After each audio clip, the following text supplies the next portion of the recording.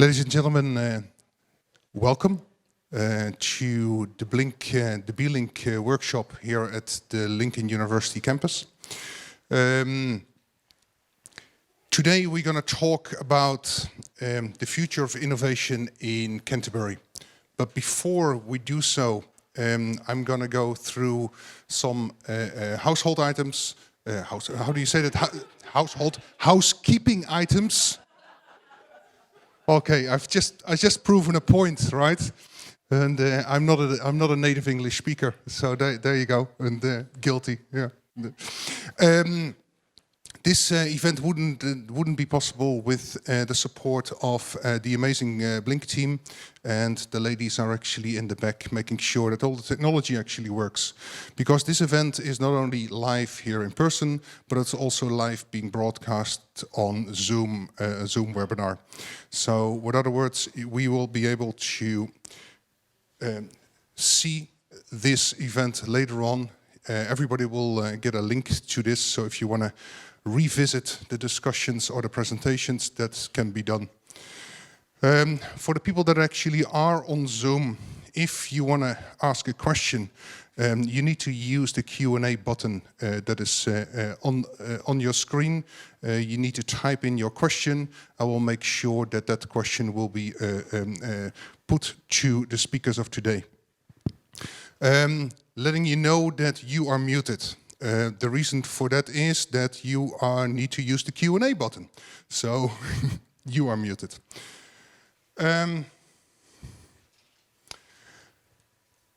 Welcome to Blink Innovation. I don't know if I skipped. No, I did this correctly. No, because we need to do some housekeeping or household items or whatever you want to call it, right? We skipped about that. I was so embarrassed with my... Okay, anyway. We have emergency exits. At the moment, we do not expect any a fire drill or exercise. So if we hear the alarm, it is for real. There is an emergency exit behind the speakers. There are multiple exits when you actually came in. If you want to go to the toilets, just turn right, and the toilets will be on the right-hand side. And of course, for the people on Zoom, I hope you know where your toilets are, because I don't.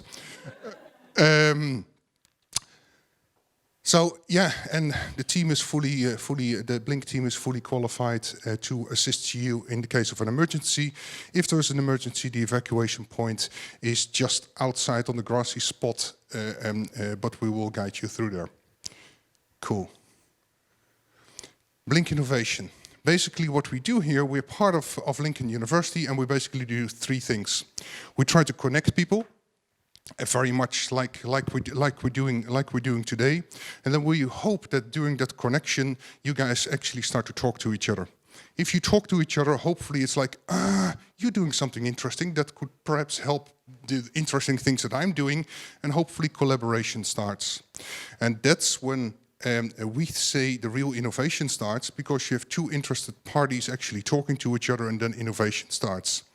Which is, of course, a nice bridge to our topic of today, being the future innovation in Canterbury. You could argue that you basically need three things to innovate. One, you need to have a customer that is willing to buy your innovation. Two, you need to have a process to actually bring that innovation to your customer. And three, you probably need to have some research, because we can't sell hot air, right? That's been in the past. So we need to have something solid.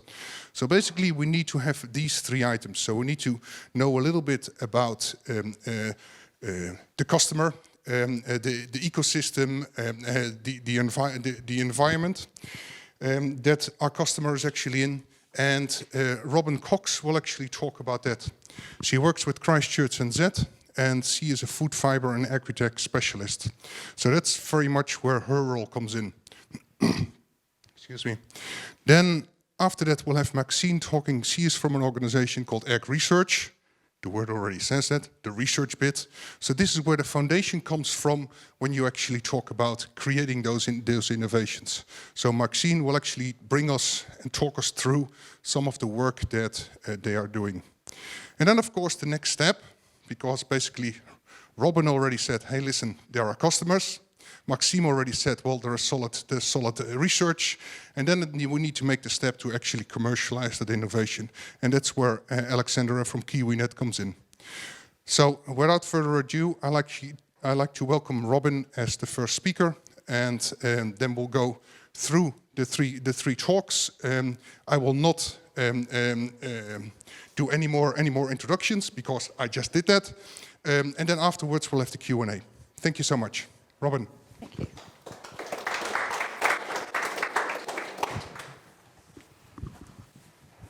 Good morning. So I hope you all did something really cool in the sunshine in the weekend. I was just saying earlier, if I'm a bit stiff, I went water skiing on Sunday, and that's when I realised that maybe at, mid-50s, that you're a bit quite sore. So anyway, so I'm the food fibre specialist. So specialist in that I've been in the sector for a long time. So both as a farmer with my husband, we manage high country stations, so I did an Exide degree here. Then as a science teacher and latterly as an agriculture teacher, I've done some overseas aid work in that extensions space, and now I'm working at Christchurch NZ, and I finally think that I've actually got a job that actually takes all of that, I've already revealed my age, all of that life experience and packages it up into a really nice space where I think we can really help some step change here in the food and fibre sector, which I'm quite passionate about. All right, so that's me.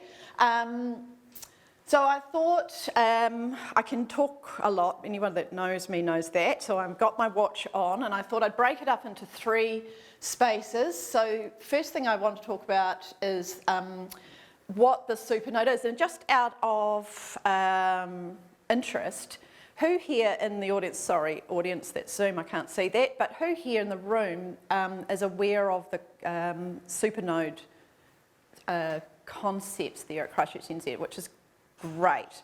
So I'm going to do a really light over. It will be like literally a snapshot for those that are maybe viewing outside Canterbury, and it just gives a bit of a context of that.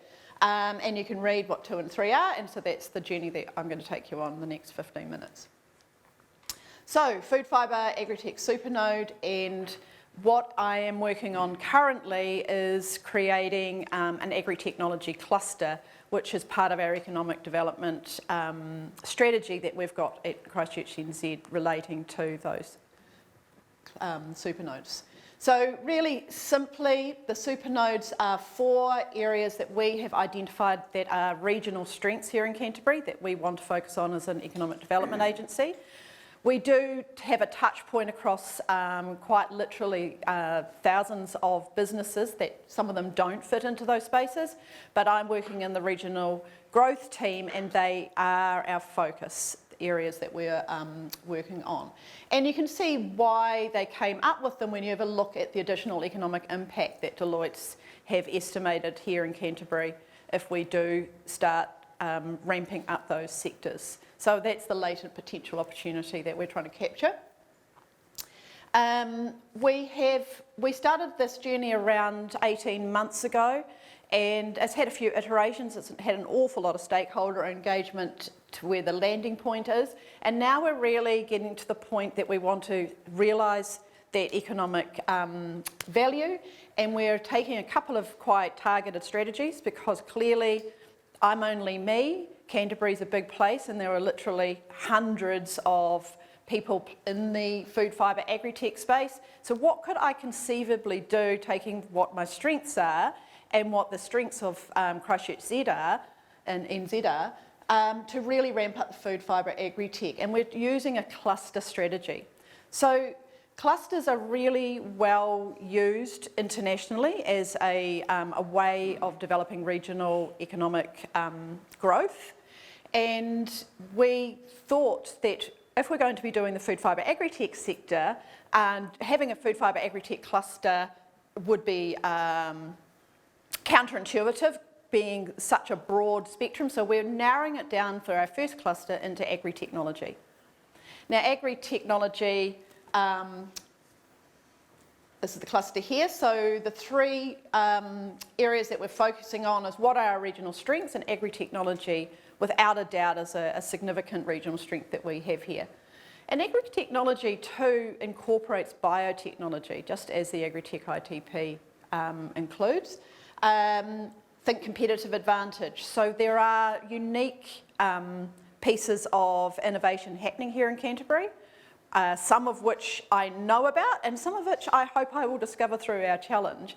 But I'm one of those people where my friends just let me unleash when we have a coffee, because I'm so excited about this innovation happening here in Canterbury. There's so much of it.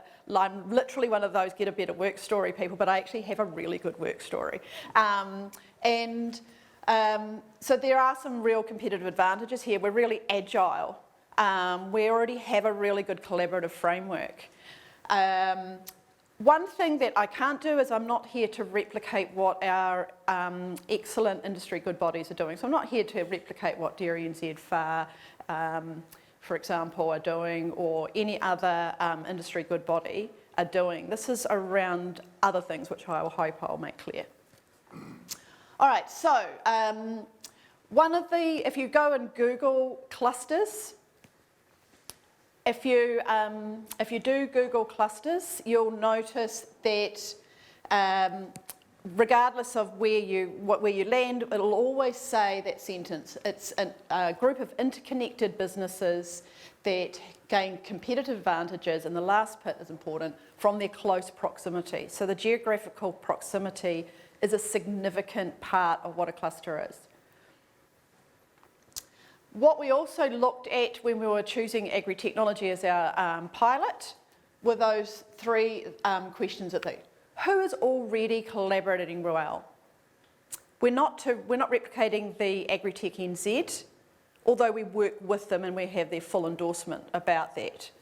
Where's the global investment focusing? And agri-technology, including biotechnology, is certainly a place that is attracting investment. And the third thing was, what have we got the greatest potential for here in Canterbury? Not just as a business, but also as supporting those businesses, because that's where we're going to find those solutions as well. So there's a lot on there, but that's for our people that are on Zoom. They can actually, they won't be talking about it afterwards, but that sort of captures, that slide captures the regional strengths that our team identified when we were choosing agri-technology as our first pilot cluster. And the last one's really important. There's already great champions here. And a cluster isn't something you invent. A cluster already exists. It just doesn't have like a formal framework around it. So I'm already clustering, and I know that's an unusual term to be using in today's COVID world, but I'm already clustering, and some of you in the room know that I'm doing that. I'm making connections. I listen to people. I have an understanding of the landscape. So I'm already clustering. And I love that, but I need to be more efficient about how I do that, and having that agri-tech cluster and making those connections around a semi-formal process will make, I think, the impact a lot faster and also a lot broader. So what does it do? 3 things: connect and collaborate. So connectedness is one of my strengths. And it's something I can't stop doing. I don't even try and connect. My brain is not a linear brain. I'm one of those people that literally is firing off all the time. So when I'm talking to people, it's not something I try and do. I literally come up with about 5 different connections straight away. So that's a really valuable thing. Connection is everything if you're really going to get step change in any sector, including the food, fibre, agri-tech sector. The better innovation systems, that's something Christchurch NZ is actually doing now. And they're doing, in the 1 year, I just had my 1 year anniversary, in the 1 year I've been there, I've been astonished about how far we've come in that journey, and I'll talk about that in a second as well. And the next part is build new growth industries. So we've got that latent potential here in Canterbury if we can ramp that up. If we can then build those innovators and build those businesses around innovation, then that's going to grow GDP. And usually, when you're talking about new innovative technologies, you've got high value jobs attached to those. And that's what we want for our region. So how can it help a region? So I thought of three. I really like that slide. I didn't actually draw that, but I thought it was really cool to put something underneath. So lifting it up. So there's our startups. And the challenge, we're going to hear about that later. Some of those will be startups. Some of them will be already large corp businesses, and some will be mediums as well. But our startups, if there is already a really well-established agri-technology cluster, that's a great place for supporting those startups, because I've been astonished at how many of our industry leaders aren't fully aware of all of our startups. They are so busy in their knee-deep in their day life that actually getting in front of some startups, which is what they're desiring, is a really not an easy thing to do. So a cluster can really create that platform. Clusters, you can all read, but it's how I can understand what is happening inside the cluster, where people might be able to collaborate together. My job will be the connector. I won't be the boss of the cluster. The cluster will have to be industry-led. It can't succeed if it isn't. So it needs to be industry-led, and I suspect that a significant amount of my work stream will come out of every cluster meeting.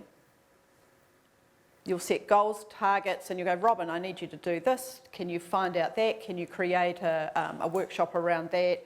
Could you connect me to X, Y? It'll be industry-led. Or it could even be from an industry leader saying, hey, we've got a really tricky problem here. Do you know there's anyone that's innovating in that space at the moment? And then I could make those introductions and connections that way. So a cluster will create its own focus areas.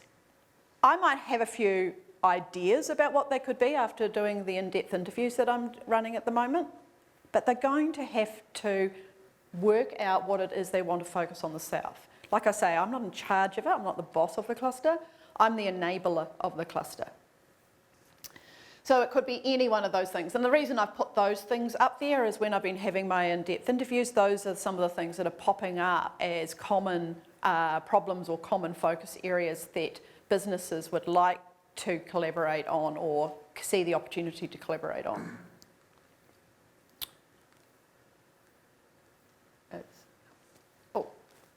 Over press there.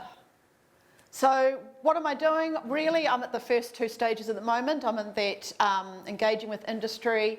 I am doing the in-depth interviews, and I'm building that trust with the people that I'm working with, because trust is the number one secret sauce, I believe, to make a cluster work.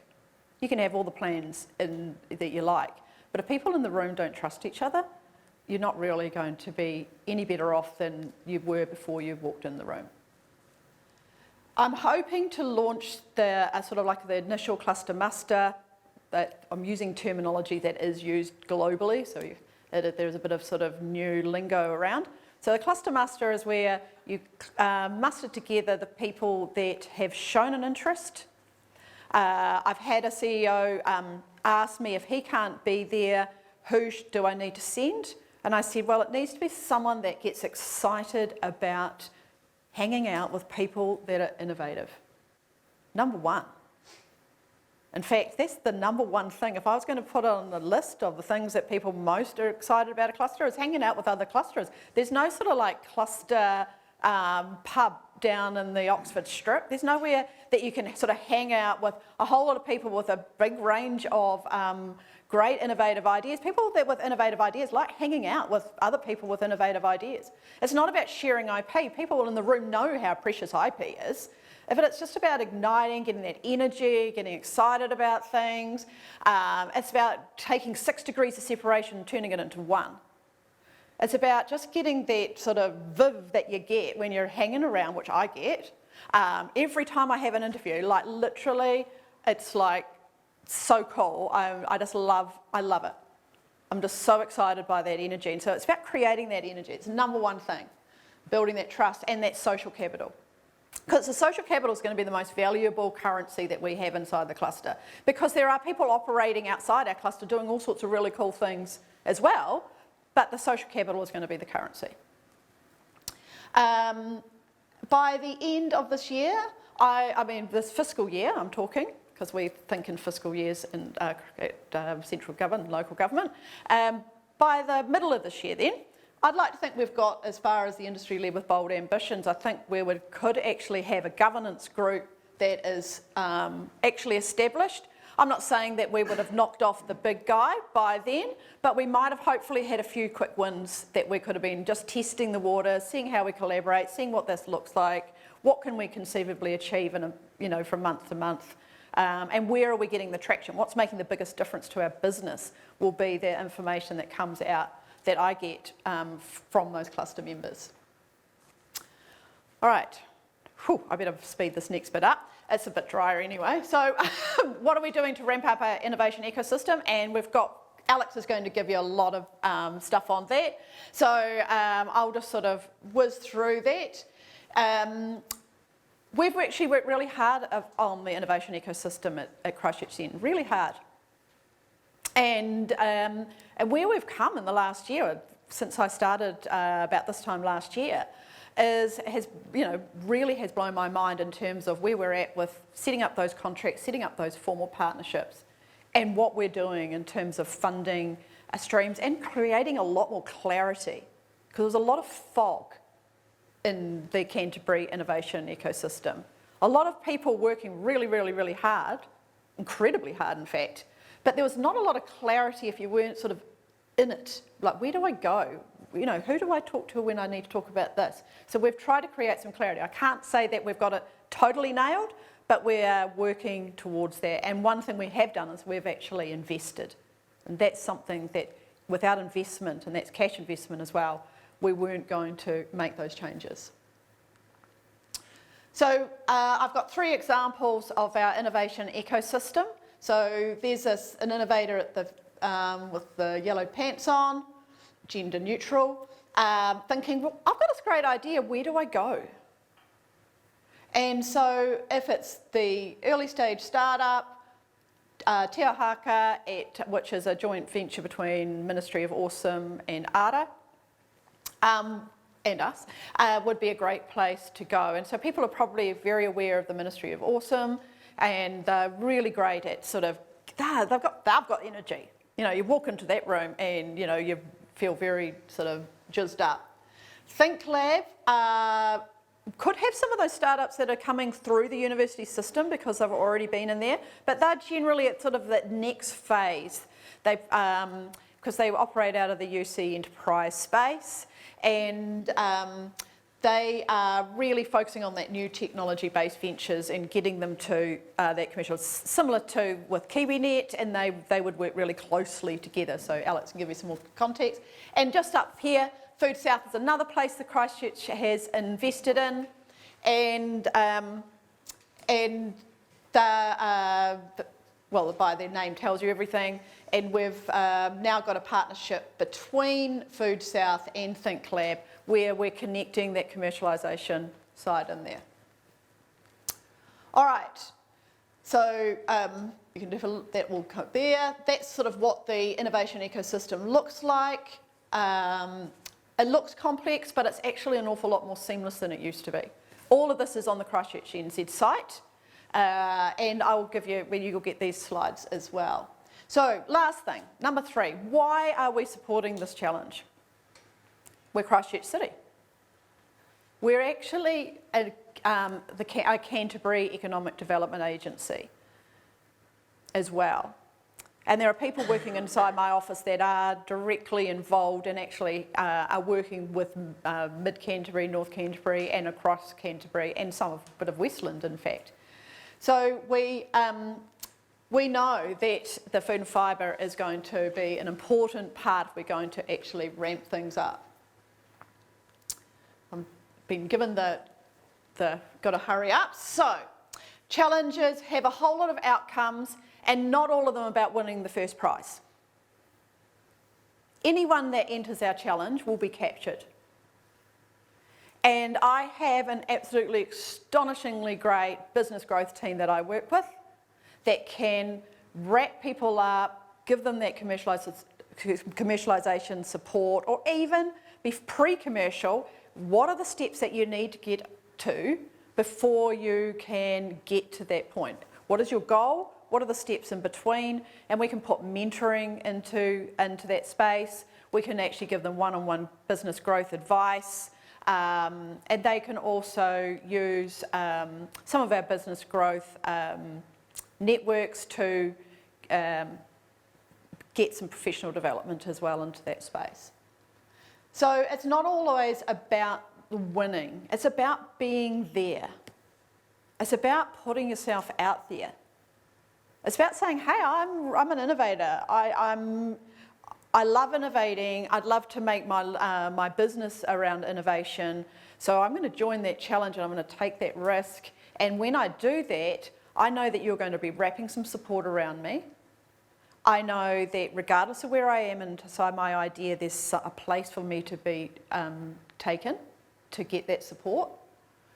And the other thing is that we can raise awareness as well in the food and fibre sector around the incredible innovation that's already here and around the innovation that is here but we don't even know about. And that'll make us all feel safer as Cantabrians, that there are some really great solutions both here and coming on board that can really help our food and fibre sector and to be sustainable and economically viable. All right, there we go. There. So there's a lot of reasons that I'd like you to be part of the challenge, but part of it is about solidarity as well. So please think about that too. Robin, thank you very much. Maxime, the floor is all yours.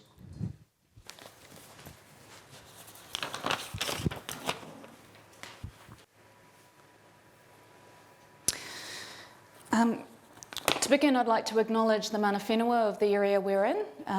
Taumutu, kia ora. I'd also like to acknowledge the organisers of this event and the sponsors of the challenge, kia ora. And of course, I'd like to acknowledge you, the audience, here in person and online. Thank you. It's a delight to be able to come and talk to you today about ag research and why we are so passionate about primary industry, food and fibre and the challenge. But it's a bit of a rough start after a long weekend. So thank you for all turning out when there's probably a million other things that you need to be doing. When you think about it, it's no surprise that we are so interested in this challenge and this area because we are ag research and we are leading agri-based science innovation. And in fact, our purpose is to use science to enhance the value and productivity of the New Zealand's pastoral agri-food and agri-technology sectors to create economic, social and environmental benefits for all of New Zealand. But how we're doing that is going through a bit of a transformation because times are changing and we need to think about what we do and how we do it and make sure that we're still fit for purpose and delivering what we exist to deliver. So in 2019 we released our new science plan, and this science plan involves a new approach to the way we work. So we felt that it was time that we went through a transformation to make sure that we were still delivering the benefits that we need to in a changing world. So part of what we're doing is making sure that we can respond to our changing consumer needs to ensure that New Zealand primary industry continues to be a strong contributor to the New Zealand economy and create better wellbeing and benefit for all of New Zealand. So in terms of our approach, we've got our science plan on the left, which is guiding what we do and how we do it. So thinking about taking a more strategy-led approach to the science that we engage in. We are working through an idea to impact framework, which is shown in the centre of the slide, to make sure that we can actually realise the true value of the work that we're doing. So it's not just enough to be doing science, we also need to make sure that we're actually helping it to get out into the market and help reach stakeholders to create some benefit. And we're also making sure that the science that we do answers 7 key scientific objectives, which are shown on the right-hand side of the slide. So I'm not sure if it's that easy to read, so I'll just call those out. So our science objectives are making sure that we create fit-for-purpose plants and animals, sustainable agri-food production systems, added value foods and bio-based products, transform sectors, vibrant Māori agribusiness, minimised resource loss, and climate change adaptation and mitigation. And all of these 7 objectives are underpinned by 3 key principles: prosperous land-based enterprises, protected and enhanced natural resources, and added value foods and bio-based products that meet our consumer needs. So one of the other things that we're doing is taking a strategic lead approach to our science, and that includes coming up with a strategy decision-making matrix.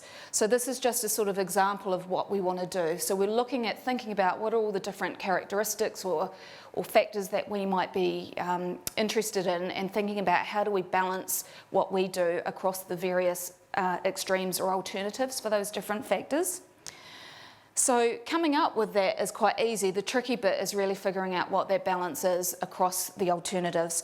So some of the things that we're looking at are what's our mix going to be between doing research that addresses immediate sector need versus doing research that is transformative and future focused, but not necessarily where sector might think we need to be working.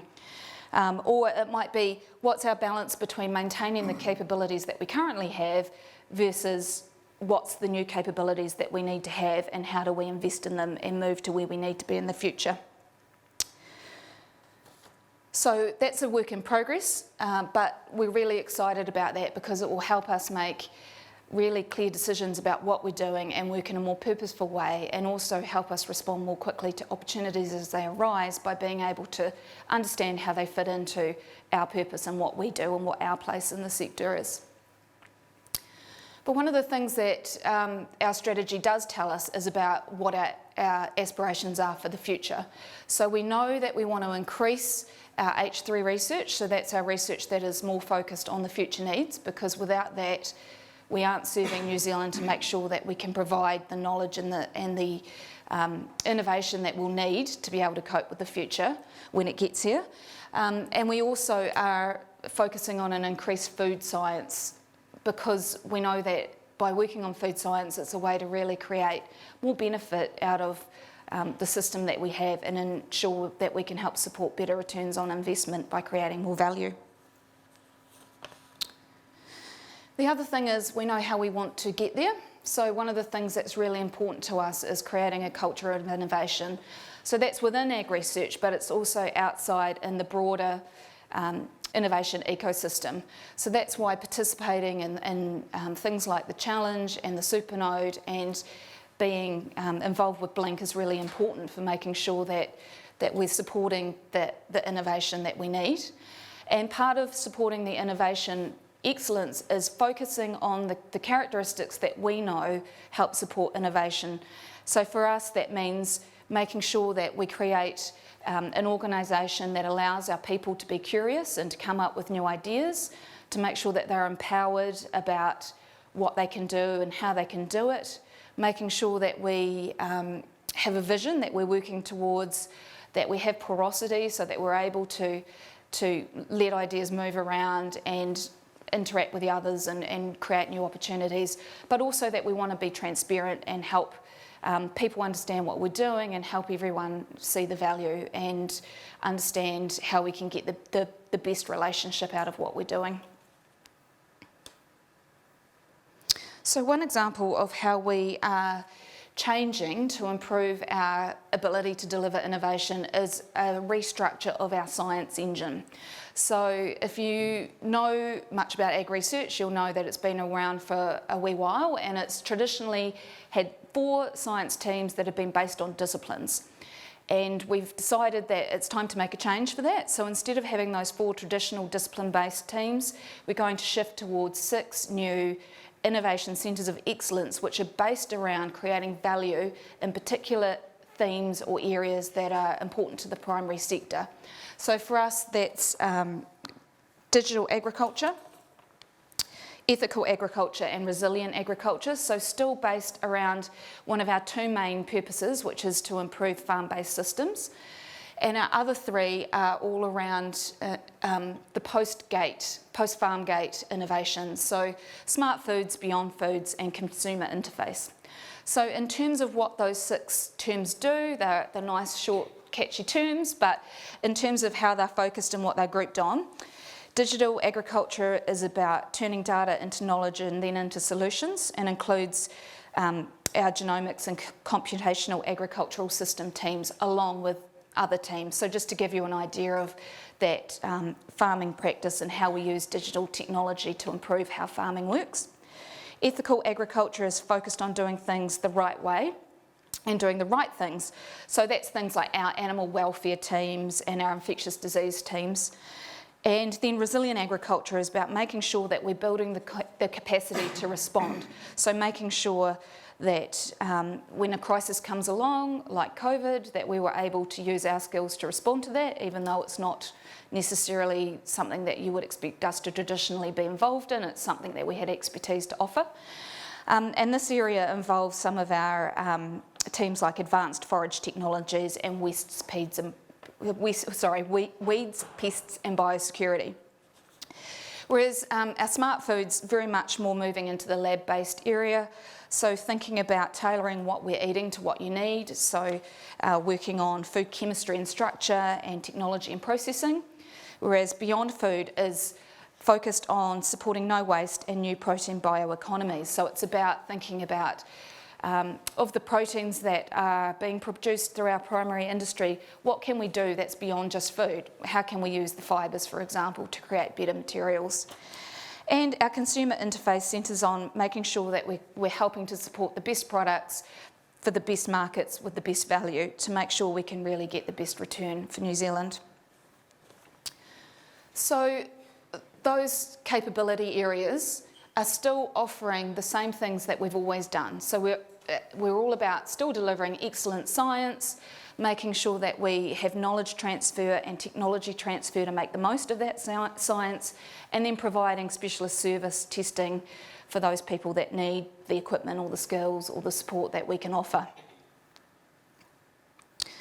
And although our scientists sit within those 6 areas, they don't just sit within those 6 areas. So when we're thinking about the work that we do, we're really focused on creating the best teams and pulling together people from across our organisation, but also from outside of our organisation to make sure that we can get the best results.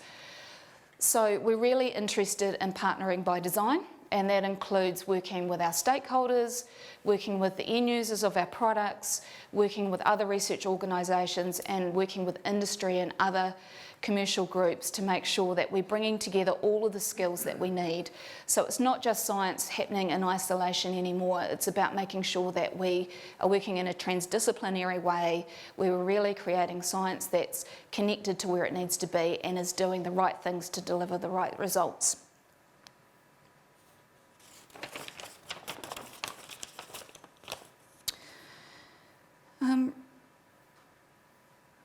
So that's why we're so excited about being involved with the Supernode Challenge and working with organisations like Blink, because as people have already said, it's about bringing people together and triggering off each other and coming up with new ideas and stimulating new creativity.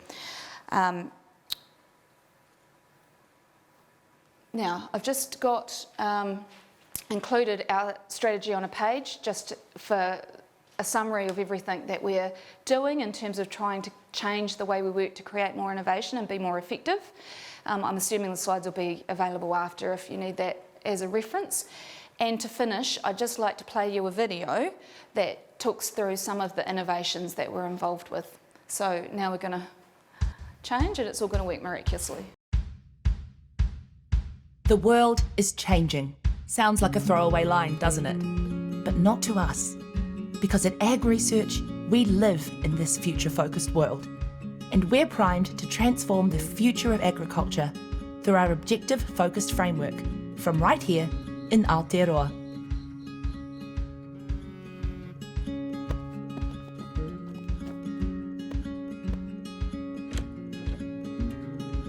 The Bioeconomy in the Digital Age program is an exemplar for our organisation.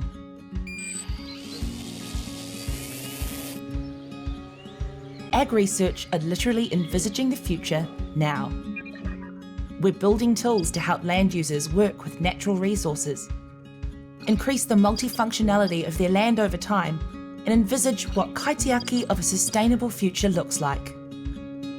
Our technology is empowering land users to solve their own challenges and ensure every New Zealand farm is financially viable for the future.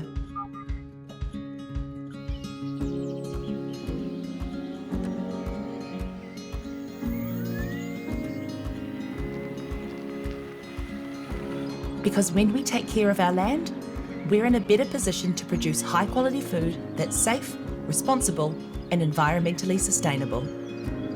The smart farms of the future will be connected, sensor-rich environments.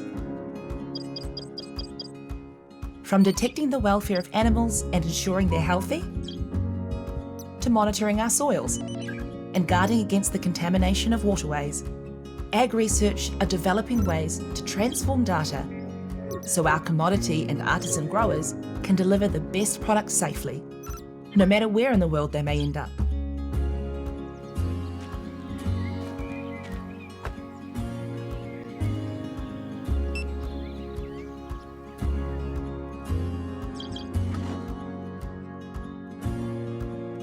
And as we forge relationships with the growing export markets of the future, we're focused on value-added products that meet the needs and personal preferences of the people that live there.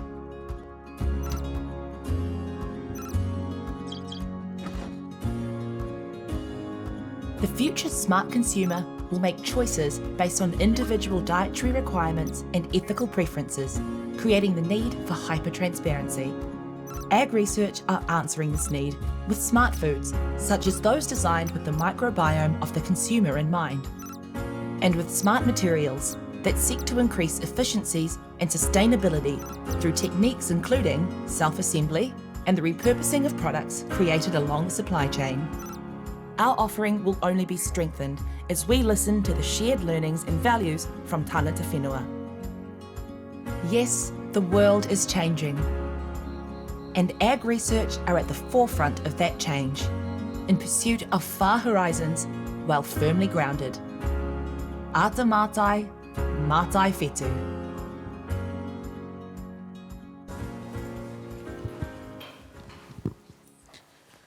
Thank you very much, Maxine. Alex, floor is yours. Tēnā koutou, everybody. Welcome and thank you for coming along today. Thank you for Blink to have us speaking today. It's Christchurch NZ and of course Ag Research. I'm Alexandra Stuthridge. I'm the Commercialisation Manager for KiwiNet and I look after the South Island. So KiwiNet, if you don't know of us, and some people don't, but we're trying to get the message out there a little more. We really work with the public innovation ecosystem here in New Zealand. The government really invests a lot of money in R&D across our universities and our CRIs, among many others. And they realise a lot of publication impact from this R&D. So it is good money, well spent to get great stuff.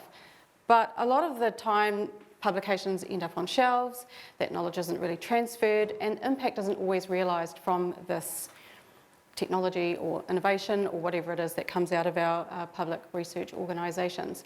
So the government has invested a pre-seed fund, and KiwiNet and its members, which I'll talk about in a moment, have pulled together this fund. And over 4 years, we have $20 million where we are investing in the commercialisation of deep tech technologies to get them to a point where they are investor ready, someone is prepared to put their money on the table. And quite often with deep tech innovation, it's really hard to get investors at that early stage where you really need it because of the risk factor.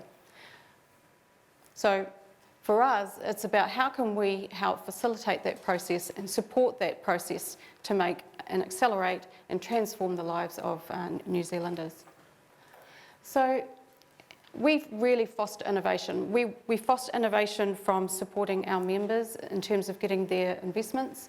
We foster innovation around really teaching that commercial capability to take innovation from a point in a lab to the market, and also in terms of helping to facilitate the needs that the market want back to the innovation sector.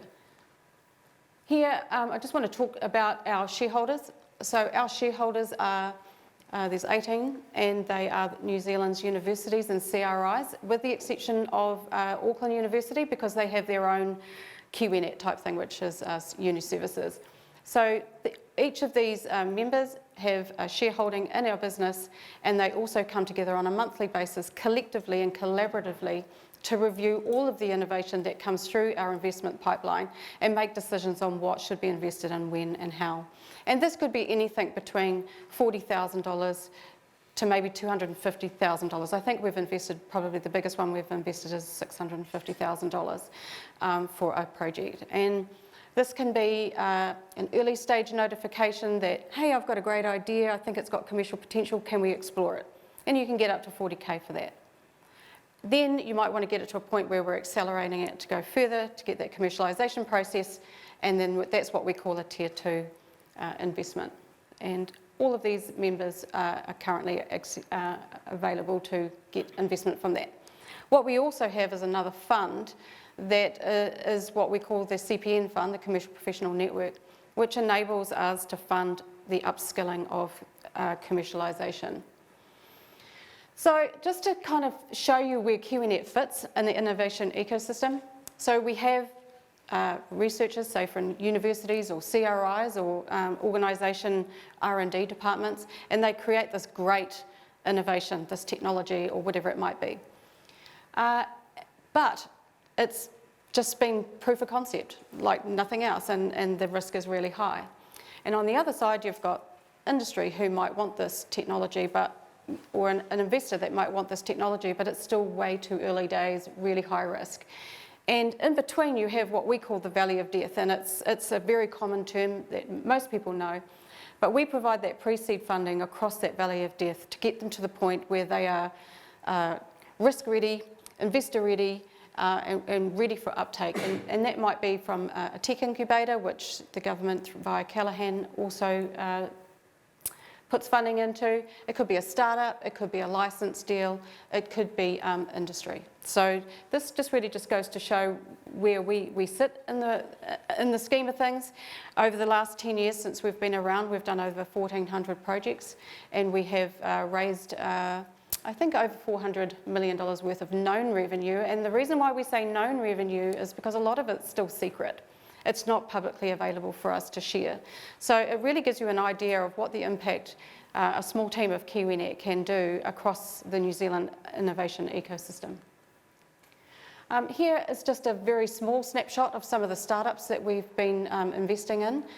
You might recognise some, such as Invert Robotics.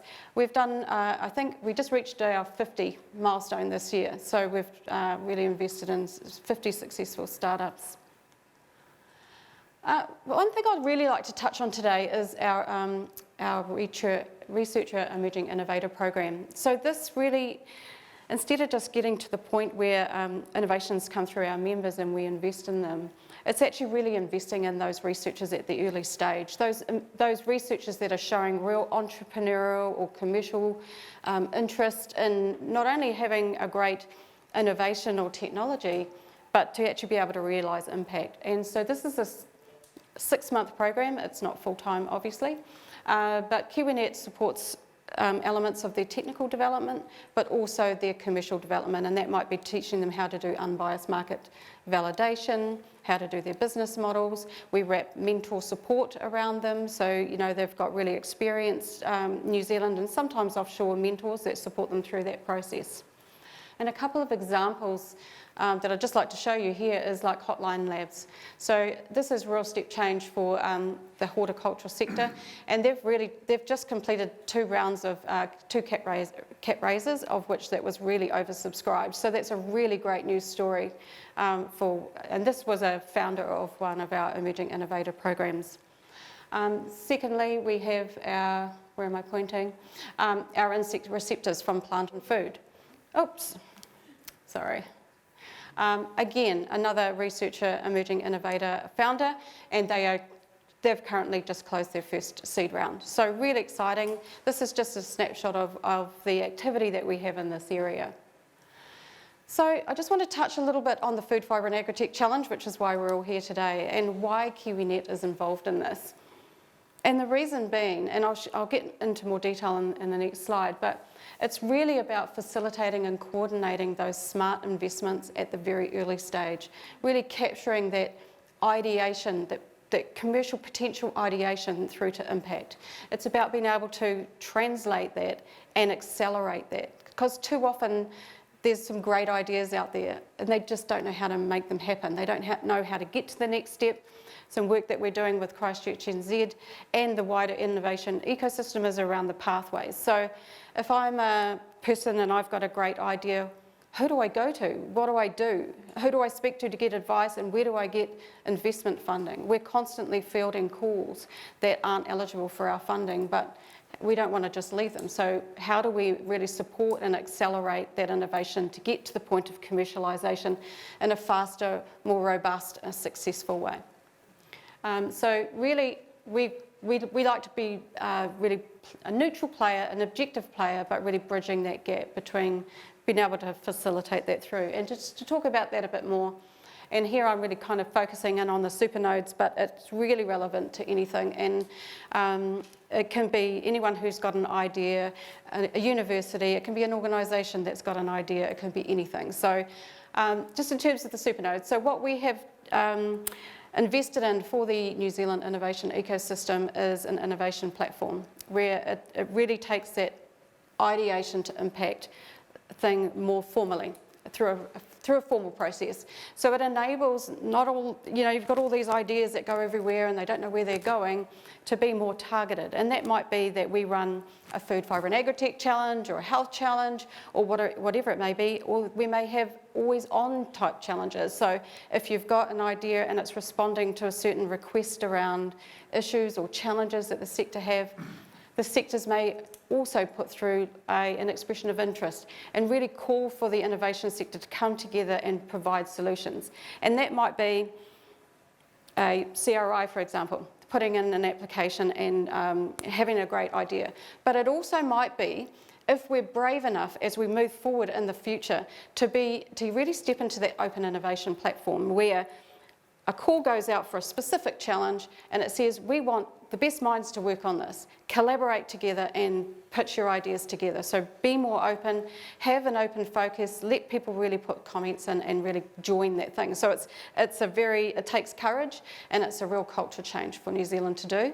I spent 5 years in Canada where we really built up the open innovation system over there and it's working brilliantly. We've got the industry who are cluster investing into different points across the spectrum of fundamental research through to applied research in the open innovation space. So really hoping that over time this platform will help support that. And then of course we have what I talked about before, our universities and our CRIs that we support and their technology transfer offices. So it's not just about them having some random researcher or some researcher that's interested in commercialisation. That will happen too, but it's also about creating a targeted funnel and pipeline coming up through them, which then comes through to either KiwiNet if they're eligible for public funding.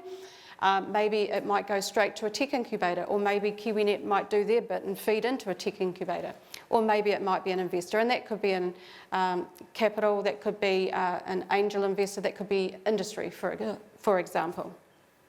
And then of course, we also like to fail people fast.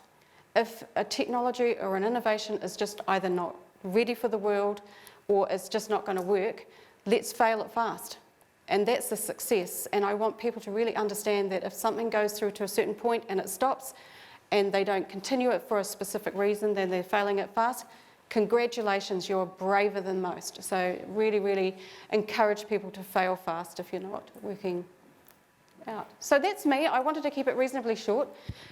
Please feel free to contact me if you've got any questions about KiwiNet or if you're interested, or if you know of any researchers out there that have great ideas, have some entrepreneurial spirit or commercial interest in taking their innovation or technology further than just a publication, and that really understanding that you can do both.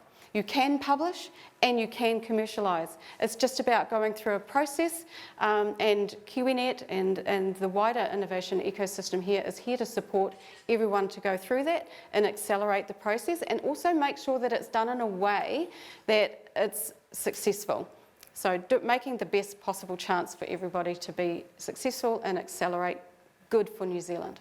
So that's me. Thank you. Thank you very much, Alexandra. Perfect, thank you so much. I enjoyed this morning. We listened to three really engaging speakers. We started up with Robin from Christchurch and Z, who basically talked about the stimulation of technology in the sector in the Canterbury region. In the meantime, the speakers are being put in right so that they can answer your questions later on. Basically, Robin emphasized that technology is a facilitator to drive that innovation, but that the clusters are really important, and she invited us all to be part of that cluster to grow the region. Maxine from Ag Research, she talked about creating science to support the sustainable growth of our primary industry. And with their new science plan, they're really looking into creating something that is fit for the future. And that's not going to be easy. That's what she basically said as well, because it's basically balancing what do I need to do now, or what do I need to do now for the future. And that is a nice balancing act. But again, there she's reaching out. She's reaching out to partners to make sure that they design a process that is not only relevant for us researchers, but also for us as being industry-led partnerships. Alexandra talked about transferring knowledge into commercialization, into value. And she basically said that by connecting the proof of concept to basically an investor or something that is market ready, that is definitely the role of KiwiNet. They don't do that just from a process point of view. They're also upskilling the entrepreneurs that are actually behind those ideas.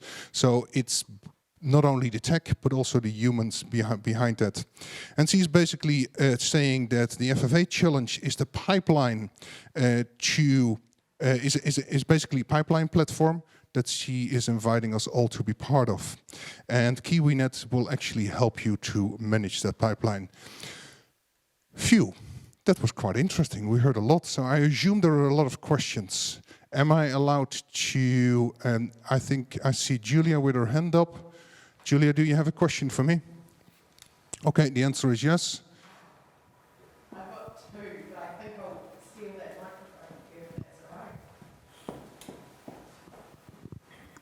all right. So I've got a question on Zoom here. What do you expect will come from the Supernode Challenge? So I guess that's for primarily Robin, perhaps?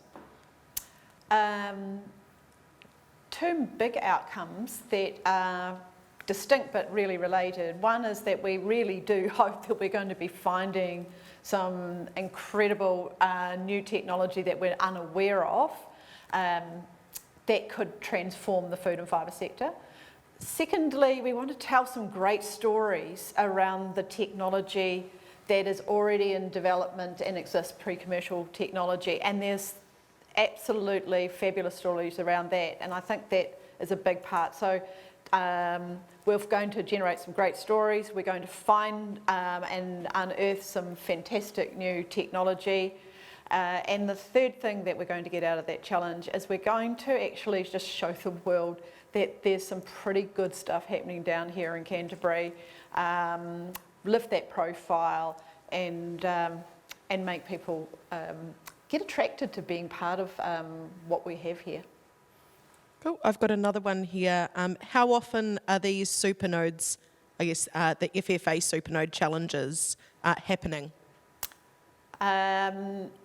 We're fresh on this. We're actually newbies in the challenge space. So this year we've held a health challenge, which was incredibly successful.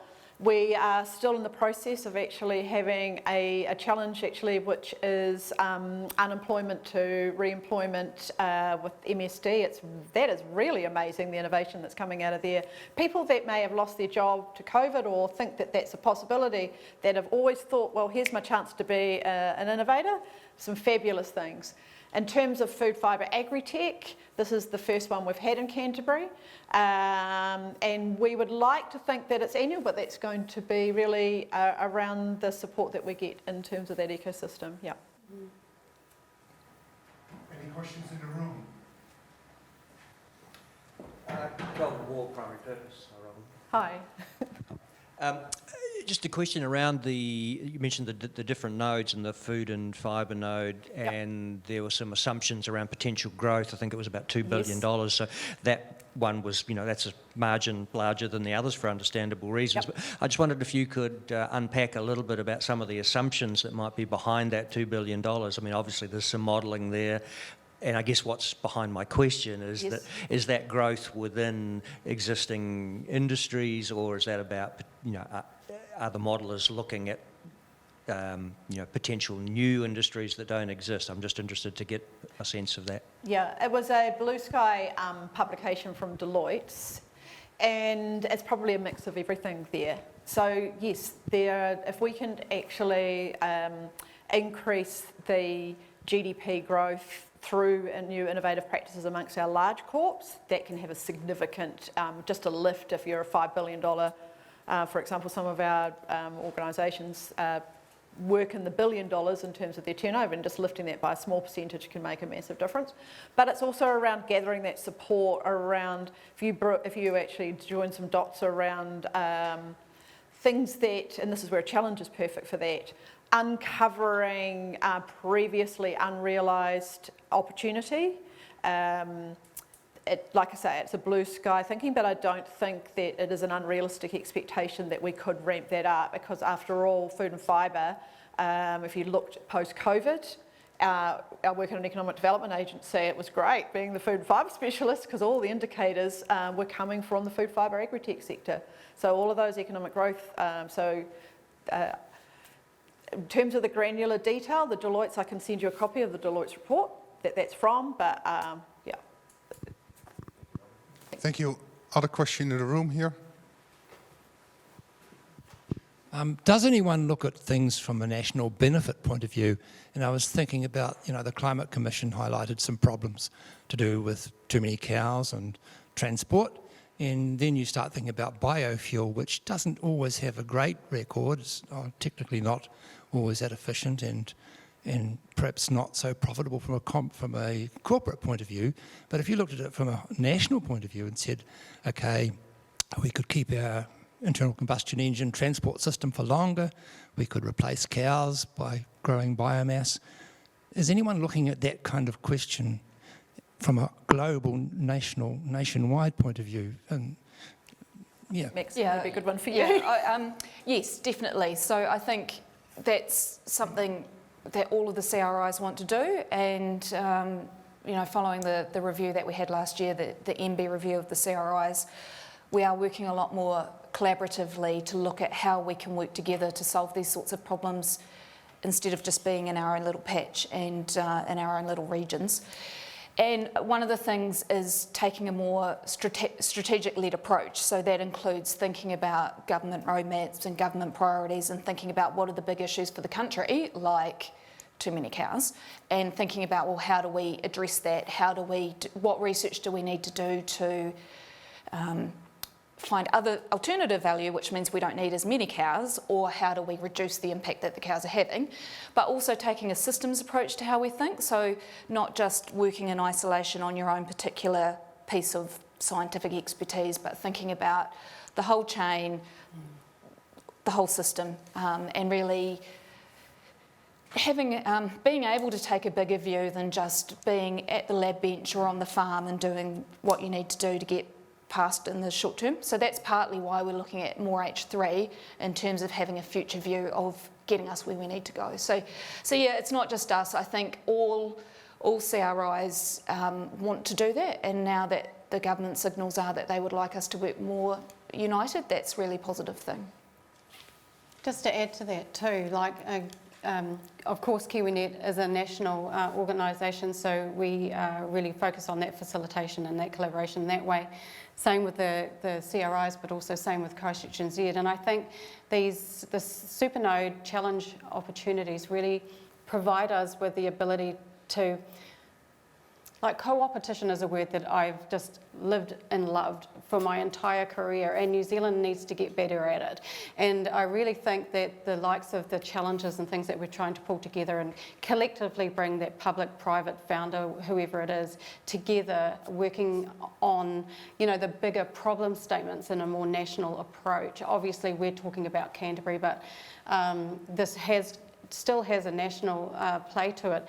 We are looking to replicate this across the country, so I think there's a real opportunity for that national feel that you're talking about.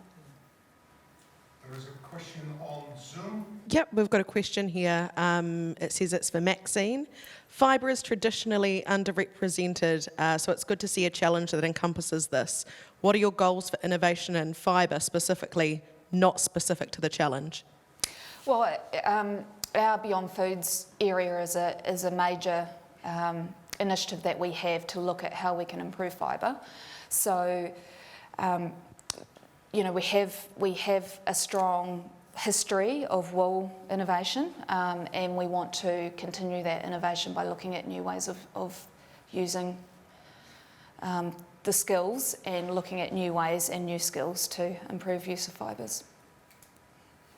There was a question in the room here. Sorry, this is also for Maxine. But so I'm from WebTools, and I'm a researcher, and we're working on some of the similar concepts around smart foods and consumer interfaces. So, what's a good way for a private entity to be collaborating with a public entity? Because I feel like if we're all kind of trying to head in the same direction, it's an opportunity for collaboration. But sometimes that can be hard because ag research is big. Yep.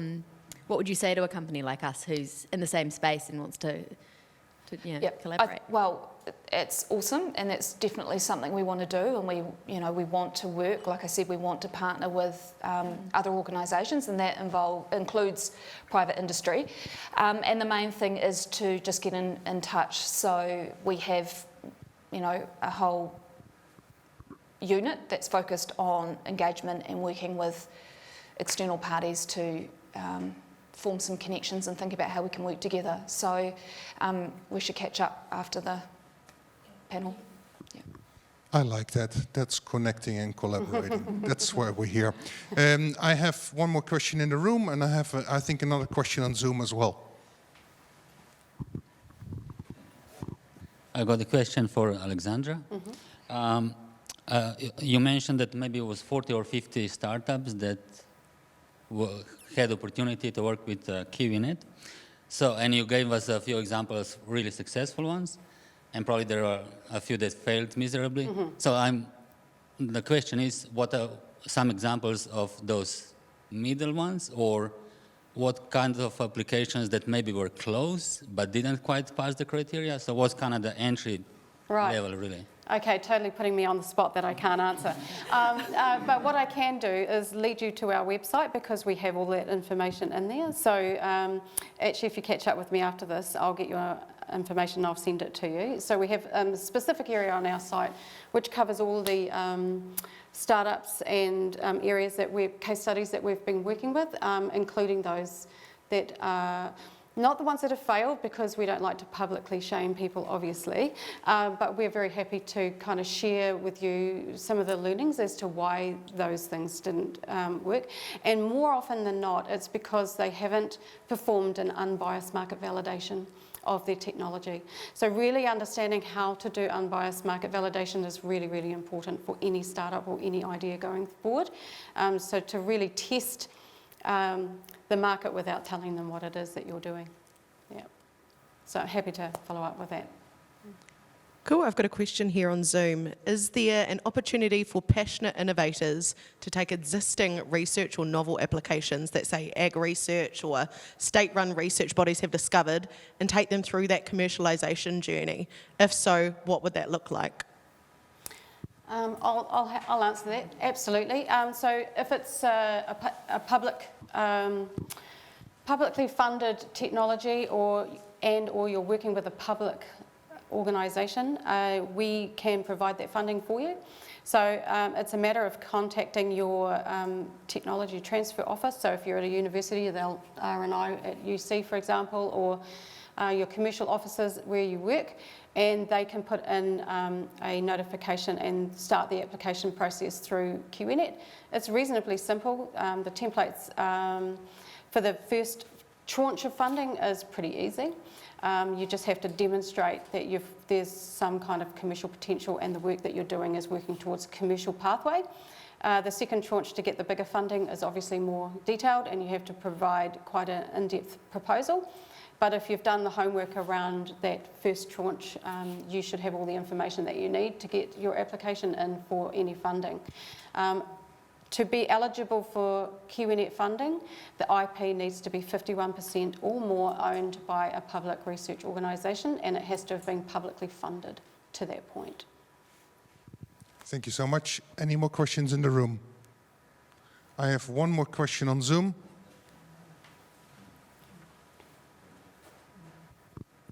I've got a question here from Connor.